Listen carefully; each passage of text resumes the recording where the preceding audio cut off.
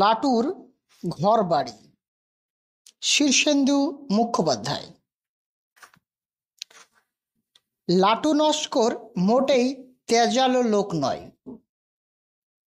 তাকে মেনিমুখ বললেও বেশি বলা হয় না। চেহারাখানা লম্বা চওড়া বটে, কিন্তু ভিতুর ডিম। তার তিন কুলে কেউ নেই, জমি জমা নেই, বাড়ি ঘর নেই। বদন ঘোষের জমিতে ক্ষেত মজুরি করে পেট চলে তার। আর খালধারে যে খাপড়ার ঘরটায় সে থাকে, তাও নাকি সে একজন গিরিবাবুর জমিতে। বছর চারেক আগে তার বাবা গত হয়। তার আগে বাবার মুখেই শুনেছে গিরিবাবু নাকি তার বাবাকে বলে গেছে, জমিটা দেখে শুনে রাখিস, আমি ফিরে এসে দখল নেব। তা গিরিবাবু এসে যদি কান ধরে লাটুকে তুলে দেয়, তাহলে লাটুর চারদিক একদম ফর্সা। গিরিবাবু না এলেও তার ছেলে মেয়েরাও তো এসে দখল নিতে পারে। তাই লাটু বড় ভয়ে ভয়ে থাকে। আর ঘরখানারই বা কি বাহার, খাপড়ার ছাউনি আর হোগলার বেড়া। বর্ষাকালে সাপখোপ, বিছে ব্যাঙ কেচোর অবিরল যাতায়াত। তাদের সঙ্গেই মিলেমিশে থাকা। তেমন বাদলা হলে খালের জল এক লম্ফে ঘরে ঢুকে আসে। আর খাপড়ার ফাঁক দিয়ে জল পড়া তো আছেই। একটা বাঁশের মাচায় বস্তা পেতে তার বিছানা। খাওয়ার কোনো ঠিক ঠিকানা নেই। রাতে মেটে হাঁড়িতে ভাত রেঁধে নুন লঙ্কা দিয়ে ফেনা ভাত খায়। খানিকটা ভিজিয়ে রেখে পরদিন পান্তা খেয়ে কাজে যায়। অসুরের মতো খাটুনি, তাও তার চেহারাখানা বেশ তাগড়ায়। তার কারণ, মাঠ পুকুরের জঙ্গলে আর ঝোপে ঝাড়ে ঘুরে যখন যেমন ফল পাকুড় পায় তা গোগ্রাসে খেয়ে নেয়। কখনো ফলসা, কখনো ডাসা পেয়ারা, করমচা, বুনোকুল, ভেওয়াইয়া, আশফল যা পায়। একদিন আস্ত মৌচাক পেয়ে গেলে তাকে আর কে পায়। ভেজা খড়ে আগুন দিয়ে ধোঁয়া তৈরি করে মৌমাছিদের তাড়িয়ে আস্ত চাকটা নামিয়ে আনে। একদিন মেটে আলু বা মানকচু পেয়ে গেলে সেটা কোটালপুরের হাটে নিয়ে গিয়ে বেচে দেয়। ইটাগঞ্জের গোপাল কবিরাজ মশাইয়ের জন্য মাঝে মধ্যে ঘৃতকুমারী, নিমগুলঞ্চ, বিলস্বকরণী, অর্জুন ছাল এনে দেয়। গাছপালা সে খুব ভালো চেনে। কবিরাজ মশাই 2-4 টাকা দেন মাত্র, তবে বড্ড স্নেহ করেন। তা এইভাবেই টিকে আছে লাটু। খুব খারাপ আছে এমন কথা তার মনে হয় না। শুধু এখন একটাই ভয়, গিরিবাবু কবে এসে ঘর থেকে তাকে তাড়ান। তবে এটাও সত্যি কথা যে এই ঘর আর জমিটুকু থেকে উচ্ছেদ হয়ে গেলেও তার অবস্থার খুব একটা হেরফের হওয়ার নয়।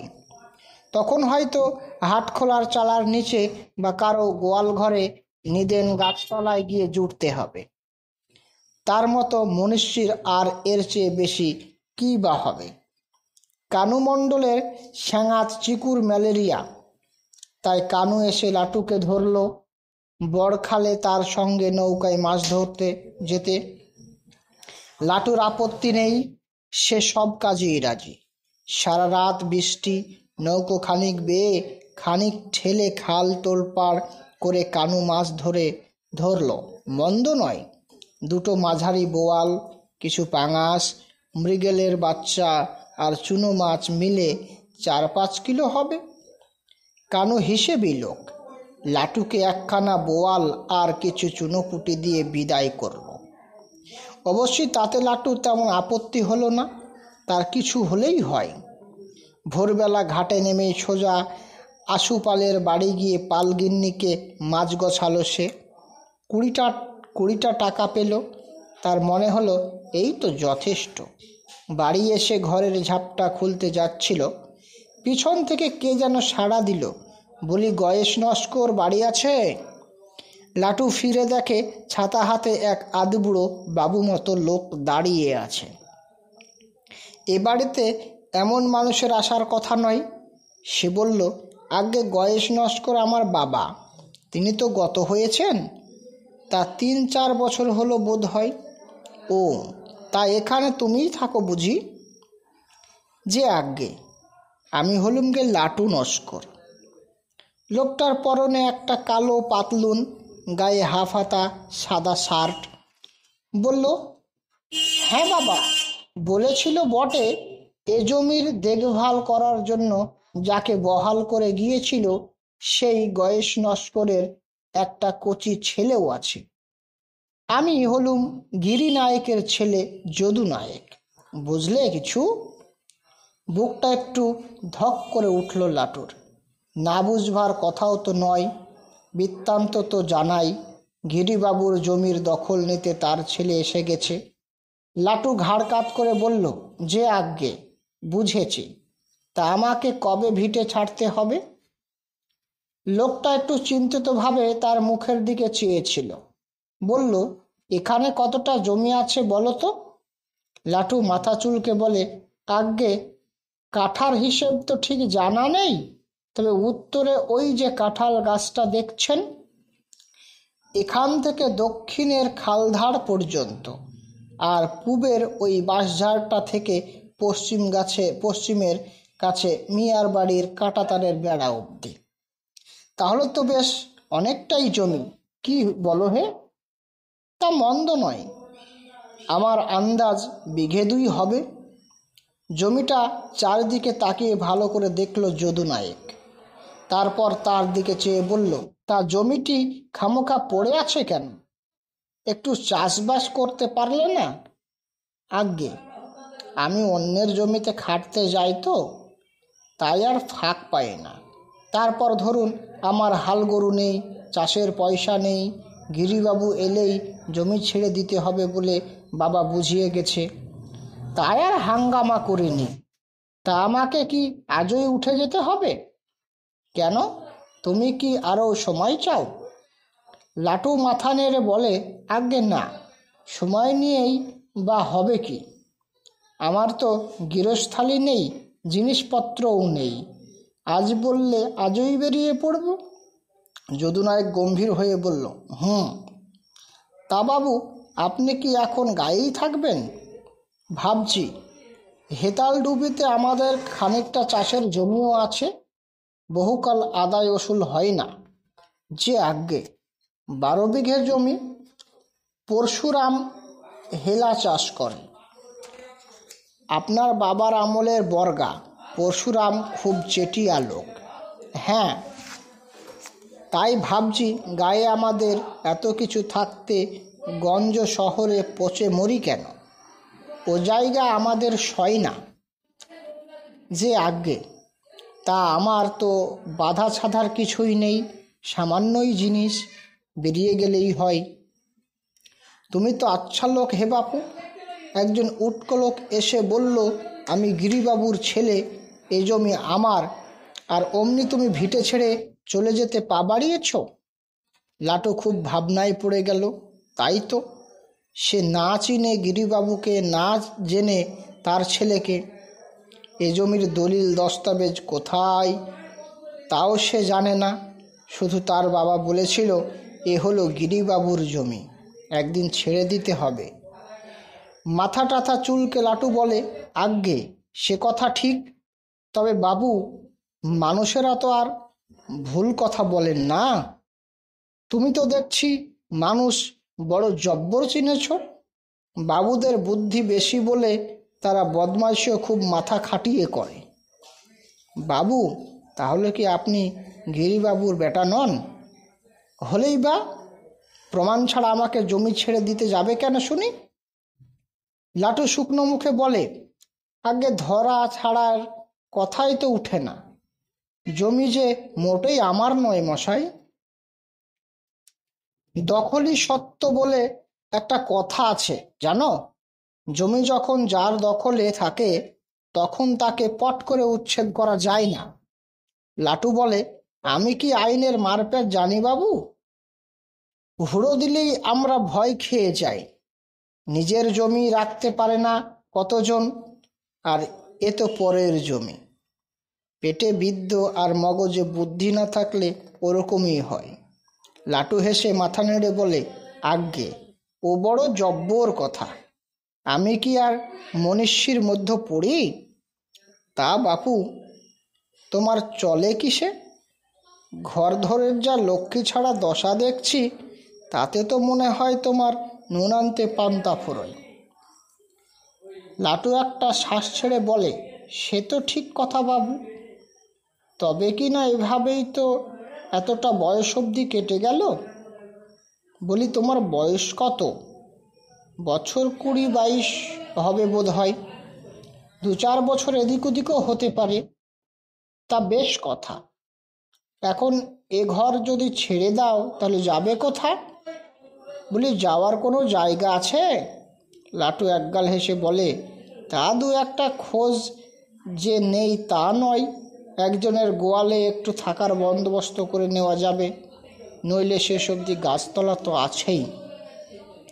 ভারী অবাক চোখে তার দিকে চেয়ে যদু নায়েক বলে, তুমি একজন তাজ্জব লোক হে, কিছুতেই কোনো হেলদোল নেই দেখছি। লাটু একটা শ্বাস ছেড়ে বলে, আজ্ঞে, মনটা খারাপ লাগছে ঠিকই, বাবার আমল থেকেই এই ঘরে আছি কি না, এখানেই জন্ম, কিন্তু তা বলে তো আর অধর্ম করতে পারি না। যদু নায়েক গম্ভীর হয়ে বলে, তোমার ঘরে একটু উকি মেরে দেখলাম।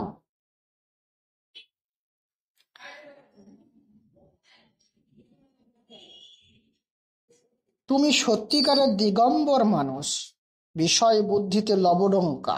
লাটু হতাশ হয়ে বলে, আজ্ঞে, বিষয় তো নেই, বুদ্ধি থাকবে কি করে? যদু নায়ক একটা দীর্ঘশ্বাস ছেড়ে বলে, এবার সত্যি কথাটা বলেই ফেলি বাপু, মন দিয়ে শোনো। লাটু একটু ততস্থ হয়ে বলে যে, আজ্ঞে, গিরিধারী নায়কের কোনো ছেলেপুলে ছিল না, তার আসল ওয়ারিশানও কেউ নেই, বুঝলে? আমার নাম যদু নায়ক হলেও আমি কিন্তু গিরি নায়কের ছেলেও নই, ভাতিজাও নই। সোজা কথা হলো, গিরি নায়কের বিষয় সম্পত্তি সবই এখন বেওয়ারিশ। ইচ্ছে করলে সরকার বাহাদুর এসব দখল করলেও করতে পারে, কিন্তু একটা বিপদ হলো, অনেকেই গিরি নায়কের ওয়ারিশান সেজে হাজির হতে পারে। এমন তোড়জোড় হচ্ছে বলেই শুনেছি, আর আমি তাই ব্যাপারটা সরেজমিনে দেখতে এসেছি। চোখ গোল গোল করে লাটু যদু নায়কের কথাগুলো শুনছিল। সে বুদ্ধিতে খাটো হলেও এ কথাগুলো বেশ বুঝতে পারল। খুব চিন্তিত মুখে বলল, তাহলে এখন কি হবে বাপু? সেটাই বুঝতে আশা, কিন্তু তুমি তো দেখছি বড্ড বোকাশোকা লোক। যে কেউ এসে তোমাকে তাড়িয়ে জমি দখল করতে পারে, আর একবার দখল নিয়ে গেড়ে বসলে সরানো ভারী কঠিন। কাচুমাচু মুখে লাটু বলে, আজ্ঞে, তা তো বটেই, তুমি উচ্ছেদ হয়ে যাও, এটাও আমার ইচ্ছে নয়, কিন্তু কেউ এসে হুড়ো দিলে তুমি কি খুব ভীতু লোক? যে আজ্ঞে, চেহারাটা তো বেশ তাগড়া, তবে অমন মেনিমুখও কেন? আজ্ঞে, আমি এমন ধারাই, নিজেকে আমার নিজেরও তেমন পছন্দ হয় না। যদু নায়ক বলে, বলি, ঘরে লাঠি সোটা কিছু আছে? লাটু একগাল হেসে বলে, তার নেই, সাপ খোপ শিয়াল বাগডাসার সঙ্গে ঘর করতে হয় তো, তাই একখানা পাকা বাঁশের লাঠি আছে বটে। বাবা বলেছিল ঠাকুরদার জিনিস, তিনি মস্ত লেঠেল ছিলেন। আর আগাছা কাটবার একখানা হেসো আছে, একখানা দাও আছে। বাহ, তাহলে আর চিন্তা কি? কেউ যদি এসে জমি বাড়ি দখলের কথা বলে, তাহলে তুমি বাপু নেড়ি কুকুরের মতো লেজ দেখিও না, লাঠি হাতে নিয়ে একখানা হাঁকার ছেড়ে বাইরে এসে বুক চিতিয়ে দাঁড়াবে, তাহলেই দেখবে কাম ফর্সা।